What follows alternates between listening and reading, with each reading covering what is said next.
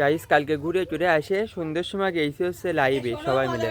এইবার আমি সন্ধ্যার সময় সারা রাতেও আমি ঠিক পাইনি, আমি সকালে হচ্ছে হাত মুখ দিতে গেছি, দেখি আমার হাতে ব্যাজলেট নেই। এবার আমি তো সারা জায়গা তন্ন তন্ন করে খুঁজে বেড়াচ্ছি। এই সুরিয়া রিসে দিন কারা দাঁড়াও তোমাকে দেখাচ্ছি।